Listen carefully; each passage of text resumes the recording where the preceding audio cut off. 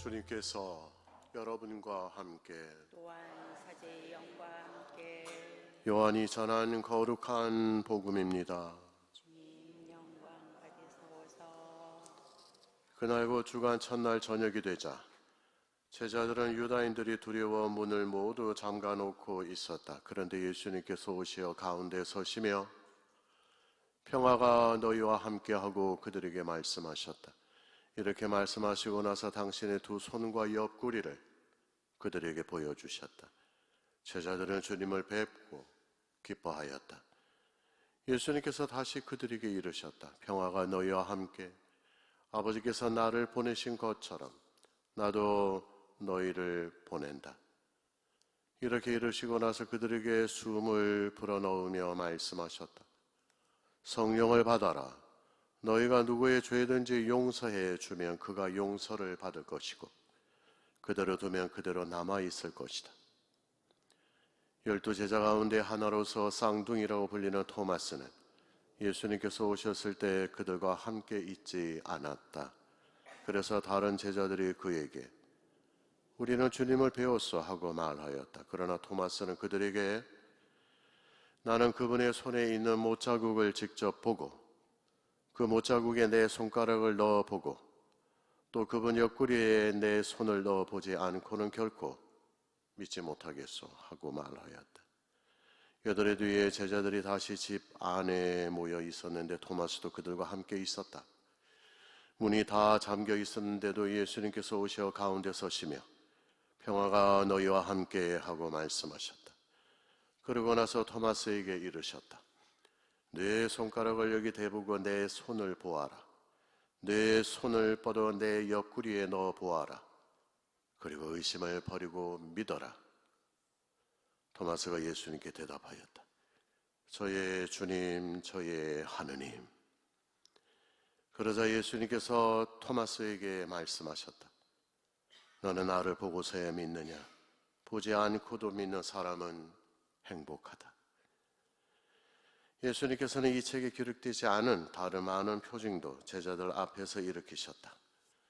이것들을 기록한 목적은 예수님께서 메시아시며 하나님의 아들이심을 여러분이 믿고 또 그렇게 믿어서 그분의 이름으로 생명을 얻게 하려는 것이다. 주님의 말씀입니다. 그리스도님 찬미합니다. 참 예수님, 찬미주님 평화가 여러분과 함께. 또한 사제와 미사 때 사제가 여러분들에게 드리는 이 평화의 인사는 바로 부활하신 예수님께서 제자들에게 하신 평화를 비는 예수님의 간절한 마음을 전례문 안에 담고 있는 것입니다. 따라서 예수님께서 이 평화를 제자들에게 주는 이유, 그리고 미사를 통해서 우리 모두에게 당신의 평화를 우리에게 주는 이유는 이스라엘 백성들이 그토록 기다려왔고 열망해왔던, 즉 그때 당시 정치 사회적으로 참으로 암울한 시대에 살았던 그들에게 이제 장차 너희에게 평화를 주기 위한 메시아가 올 것임을, 그 약속을 성취하는 결과로서 예수님께서 드디어 부활하신 몸으로 우리에게 평화를 주고 계십니다. 오늘은 동시에 하느님 자비 주일입니다.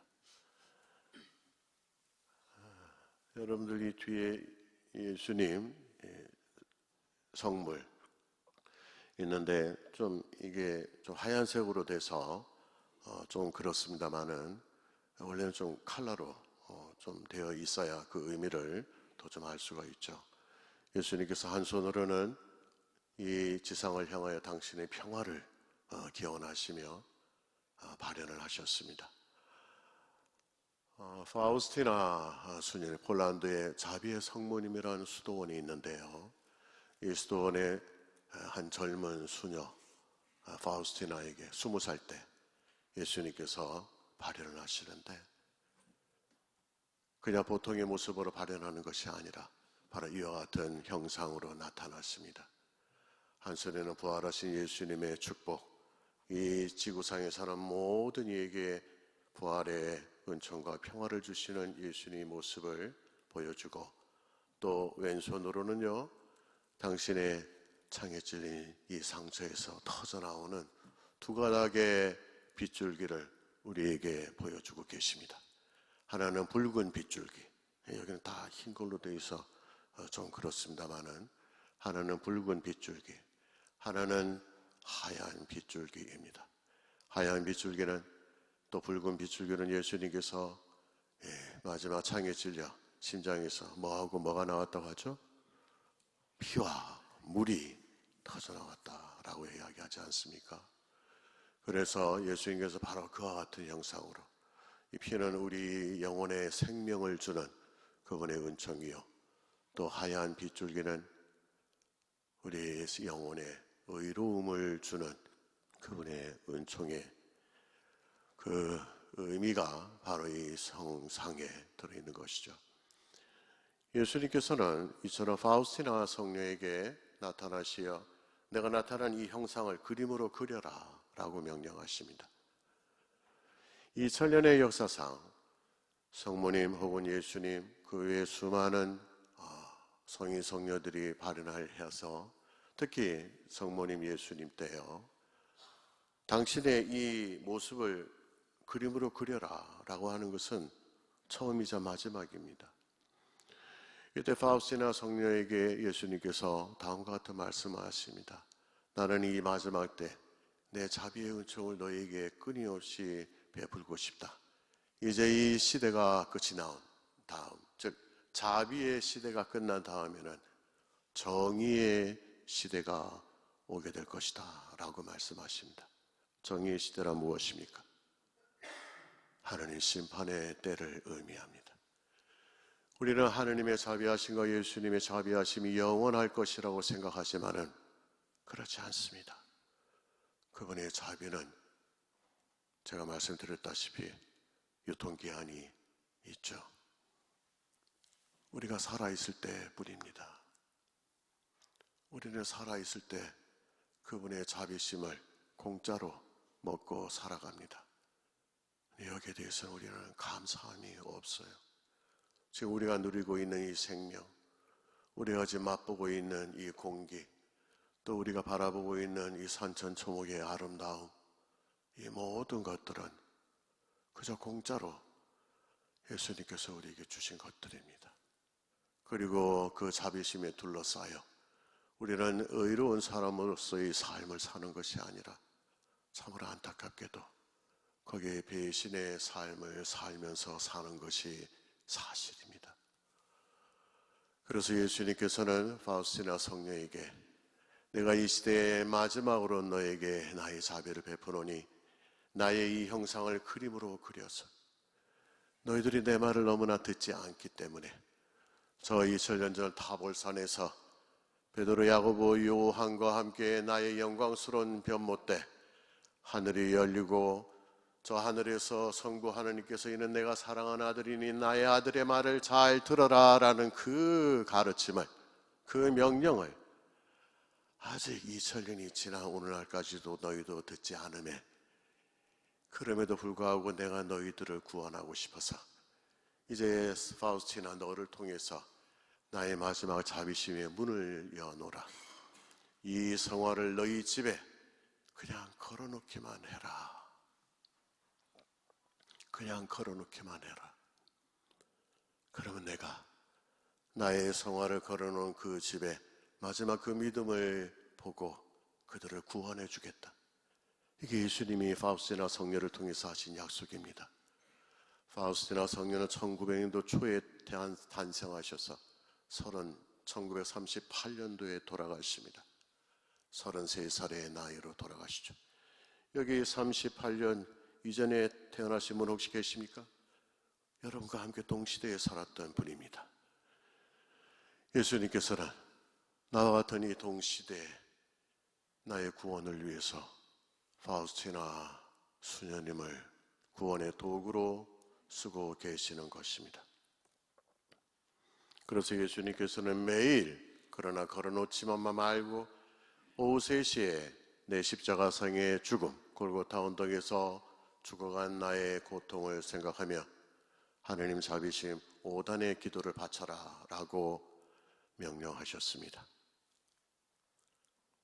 그래서 교황 요한 바오로 2세께서는 성인이 되셨죠. 그녀를 2000년도에 시성하십니다. 성인 품에 올리시고 또 그녀를 통해 하신 예수님의 말씀이 참된 진리의 말씀임을 선포하시며 부활 제2주일 오늘을 하느님 자비심을 특별히 모든 교회가 기억하도록, 그리고 파우스티나 성녀를 통해서 주신 그분의 메시지를 지키도록 오늘 하느님 자비주의를 지내고 있는 것입니다. 이들은 보통의 주일과는 전혀 다름을 여러분들 인식하셔야 됩니다. 제가 가정방문을 가다 보면은요, 많은 분들이 집안에 아주 훌륭한 그림들을 많이 붙여놓고 있습니다. 그럼 자랑을 합니다. 신부님, 이거 뭐 어느 화백이 그린 겁니다. 이거 얼마짜리인 줄 아십니까? 또 신부님, 이건 또 누가 그린 겁니까? 이건 제주도에서 구하려고도 구하지 못합니다. 어느 집에 들어가는데 정문 입구에는요, 이상한 액자 그림이 쭉 있어요. 가만히 보니까 먹으로 뭔가를 그렸습니다. 보니까 달마 대사가 딱 그 집안에 그려져 있는 거예요. 그게 뭡니까 하니까 신부님, 이거 그려놓으면 모든 애군들이 다 사라진다고 합니다. 이건 도대체 성당을 다니는 건지 아니면 뭐 이상한 종교를 믿고 있는 건지, 저는 그 자리에 있는 모든 필요 없는 것들을 다 떼내시기를 바랍니다. 그리고 그 자리에 오늘 여러분들 하느님 자비심의 그 성화, 예수님 자비심, 파우스티나 성녀에게 나타나신 이 성화를 여러분 집에 다 붙여놓으십시오. 이건 붙여도 되고 안 붙여도 되고가 아닙니다. 예수님께서 파우스티나 성녀에게 그렇게 하라라고 명하신 겁니다. 그런데 이렇게도 안 하시는 분들이 많이 계십니다. 하든 안 하든 그건 여러분들이 하시면 됩니다. 저는 이 자비의 성화를 걸어놓고 돌아가시는 분들, 예수님께서 약속하셨습니다. 나는 이 자비의 성화를 앞에 놓고 죽는 모든 영혼들에게 내 특별한 마지막 자비심을 주겠노라. 실제로 저는 자비의 성화를 앞에 놓고 돌아가시는 많은 교우들을 목격했습니다. 그들이 어떠한 임종을 맞이하는지 지금 여기서 다 말씀드릴 수는 없습니다만 어마어마한 은총을 그분께서 주십니다. 이건 어떻게 책으로 제 말로 표현하기는 부족합니다. 예수님 부활 참으로 믿기 힘듭니다. 실제로 가톨릭 신자들에게 설문조사를 해봤는데 예수님께서 부활하셨다, 죽은 사람이 다시 살아난다, 너희 종교는 그걸 가르치지 않느냐, 이걸 믿느냐라고 설문조사를 해보니 믿는 사람이요 30%밖에 안 됩니다. 30%도 안 됩니다. 거의 70%, 80%에 육박하는 사람들이 믿지 못하겠다 이럽니다. 그러면서도 앉아 있습니다. 이것은 100명 중에 30명이 지금 수계신자 열심히 신앙생활 하는 분들인데 그분들을 대상으로 해서 설문조사를 한 것입니다. 100명 중에 30명 그래도 신앙생활이 있다는 분들 하시는 분인데 그 30명에게 물어보니까 한 10명 정도만 예수님 부활을 믿습니다 라고 이야기했다는 것입니다. 나는 믿지 못하겠다. 그러면은 내 믿음의 근거, 내 믿음의 뿌리는 도대체 어디에 있습니까? 나는 장차 예수님과 함께 부활할 것이라는 이 확실한 믿음이 없이 어떻게 나는 내 믿음을 당당하게 자랑할 수 있고 내 벗들에게 증언할 수 있단 말입니까? 내 친구들이 나에게 묻습니다. 야, 너희 종교는 예수님이 죽었다가 다시 살아났다며. 너도 죽었다가 다시 살아날 거야? 하느님이 어디 있어? 보여줘봐. 이럽니다. 그럼 여러분들 어떻게 하십니까? 어떻게 하십니까? 아무 말도 못합니다. 그냥 꿀먹은 머리 입 딱 닫고 시끄러운 이야기 하지 마라. 다른 이야기 하자. 그럼 내 믿음은 어디에 있습니까? 오늘 좀 중요한 날이어서요 제가 살짝 좀 길게 할게요. 요새 언제 정말 신부들이 강론 긴 것 때문에 길게 하는 것 때문에 스트레스를 받는지 정말 좀 이해가 안 되지만 어떻든요. 오늘은 자비심의 주일이고 성 토마스 사도의 아주 이 믿음이 매우 중요하기 때문에 조금 더 좀 나눔을 좀 하도록 하겠습니다. 우리나라에 뇌과학자가 있습니다. 민모모 교수라 고대 교수입니다. 저하고 좀 친분이 있는데요. 제가 이에게 물었습니다. 야, 너는 뇌를 공부하는 학자로서 하느님의 존재, 너는 열심히 신앙생활하고 있는데 내가 알고 있는 자연과학자하고는 좀 상황이 좀 다르다라고 제가 이야기를 했습니다. 너는 하느님의 존재하심을 어떻게 믿느냐? 그러니까 이 친구가 이런 이야기를 하더라고요. 신부님, 자연과학자들은 증명해내지 못하면은 믿지 못합니다. 그래서 그들은 이렇게 이야기를 하죠. 하느님을 증명해 보십시오. 사람이 죽었다가 다시 살아난 것을 증명해 보십시오. 라고 묻습니다. 그러면 저는 그들에게 같은 학자로서 이렇게 질문합니다. 그럼 너는 하느님이 없다는 것을 나에게 증명해 봐라. 그럼 내가 무신론자가 되겠다. 너는 사람이 죽었다가 다시 살아나지 못한다는 것을 증명해 봐라. 그럼 내가 하느님을 버리겠다. 앞으로 여러분들도 주위에 있는 사람들에게 그처럼 질문을 하시기 바랍니다. 왜 그들은 하느님이 없음에 대한 증거를 우리에게 요하지만은 왜 우리는 그들에게 그럼 하느님이 없음에 대한 증거를 대보라는 질문을 왜 하지 못합니까? 레이먼 브라운이라는 성경학자가 있습니다. 한 1980년도 후반에 돌아가셨습니다. 근데 이분은요, 금세기에 이 세상에 탄생한 성경학자들 중에, 살았던 성경학자들 중에 개신교, 가톨릭 모든 성경학자들이 우러러봤던 학자입니다. 최고봉에 있었던 학자입니다.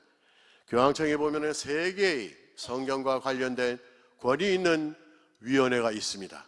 이 3개의 권위 있는 위원회 위원장을 역임한 사람은 2000년 동안 이분밖에 안 계십니다.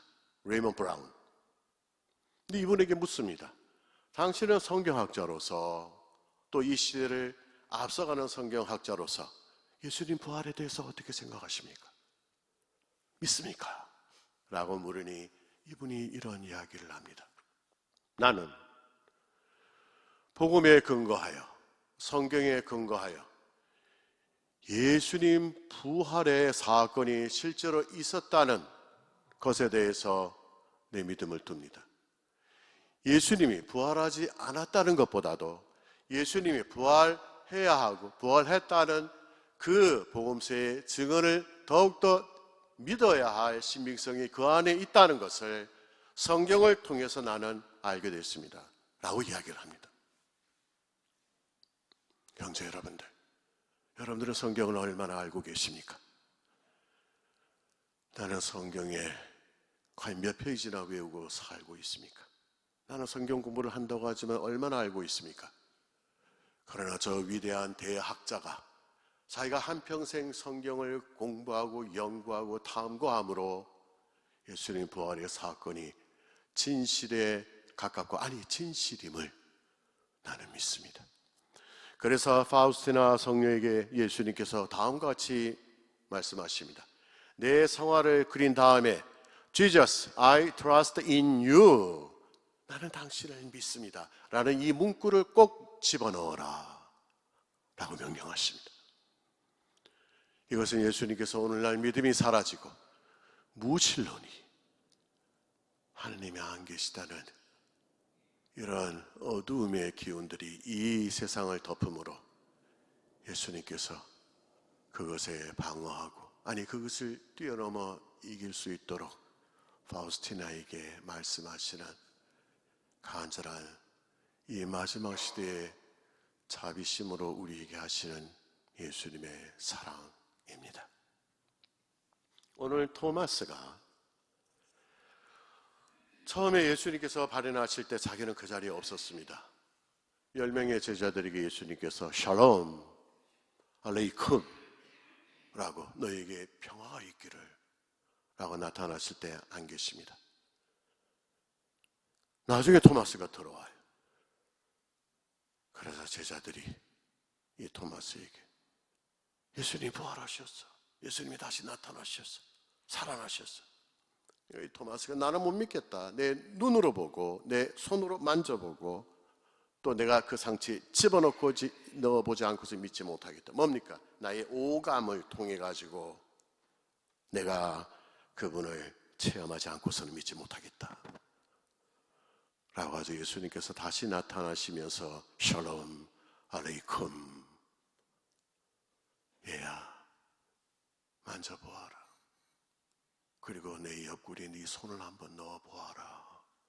그러자 토마스가 나의 주님, 나의 하느님 하면서 자신의 믿음을 성경을 통틀어서 예수님을 향하여 이와 같은 최대의 찬양과 고백을 하는 제자는 토마스밖에 없습니다.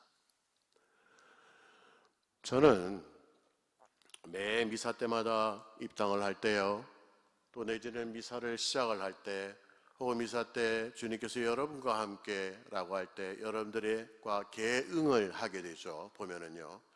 근데 이제 입당 성가를 할 때요, 우리 형제님께서 마이크를 잡고 참 주송을 해 주시니까 여러분들이 따라오시는데요, 여기 한 100여 명, 한 120, 30명이 계시면은요, 성가 부르시는 분은요 한 30명밖에 안 계십니다. 나머지 분들 나도 하는데, 근데 성가가 아니라 따웃 하는 거죠. 그 입에 집어넣고 어머냐. 주님께서 여러분과 함께, 또한 사제와 함께, 외치지 않고요, 또한 사제와 함께. 제가 무슨 말씀을 드리려고 하는 것입니까? 많은 교우들이요, 자기는 성가를 부르지 않으면서 옆에 분들이 성가를 부르면요, 내가 성가를 부르고 있다라고 착각을 합니다. 여러분 스스로 한번 생각해 보십시오. 자기는 입을 딱 다물고 있으면서 옆에서 아멘 혹은 사제와 함께 라고 외치면요, 내가 그렇게 하고 있다라고 생각을 합니다. 나는 아무것도 안 하고 있어요. 여기 들어오셔가지고 성호 긋고 앉으셔서 가만히 있습니다. 나는 거기에 적극적으로 동참하고 있지 않죠. 내 개인의 믿음과 내 개인의 신앙과 내 개인의 전례는 어디에 있는 것입니까, 여러분? 오늘 토마스가 우리에게 그 사실을 가르쳐 줍니다. 토마스는요, 10명의 자기 친구들이 나는 예수님을 봤소 라고 외치지만은, 토마스는 나도 함께 외치고 싶어, 나도 예수님 부활을 어디 가서 전파하고 싶어. 그런데 나는 체험을 못했던 것입니다. 그래서 나는 침묵할 수밖에 없다는 것이죠. 토마스의 이 의심은 더욱더 굳센 믿음으로 나아가기 위한 과정임을 복음서는 우리에게 전해주고 있습니다. 그래서 이 토마스는 드디어 예수님을 만나자, 체험하자, 자신의 이 두 입으로, 자신의 온몸으로 예수님을 향하여, 또한 예수님과 함께 나의 주님, 나의 하느님 하면서 자신의 믿음을 터뜨립니다. 형제 여러분들, 여러분들이 신앙생활하며 이 전례에 참석하실 때 주위에서 말씀하시는 내 옆에 있는 사람들의 믿음을 여러분들의 믿음이라고 착각하지 마십시오. 여러분들의 믿음을 여러분들이 키우셔야 됩니다. 내 믿음을, 내 음성을, 예수님을 향한 나의 사랑을 적어도 이 거룩한 미사 때 터뜨리셔야 돼요. 이러한 사람들을 향하여 예수님께서는 나를 보지도 않고 나를 만지지도 않고 나를 비록 같이 앉아서 나를 체험하지 못했지만은 그럼에도 불구하고 나를 믿는 사람은 마카리오이 행복하다. 그들은 행복하다 라고 산상수훈의 그 행복의 선언을 부활하신 다음에 예수님께서 토마의 이 불신에서 굳세 믿음으로 넘어가는 이 장면에서 앞으로 나를 보지 않고 믿을 사람에게 나의 행복을 주겠노라, 나의 평화를 주겠노라 라고 약속하십니다.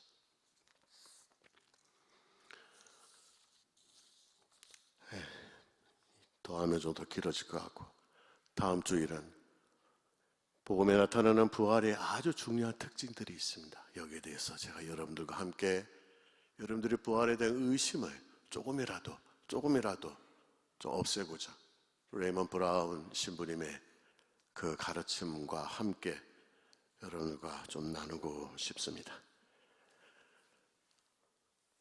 강론 마지막으로, 의심은 장애물을 보고 믿음은 길을 봅니다.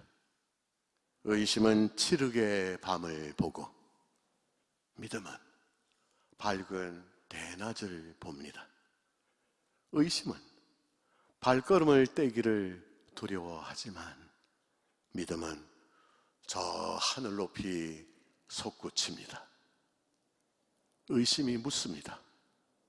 누가 믿느냐? 누가 믿느냐? 그러자 믿음이 대답합니다. 내가 믿습니다. 아멘.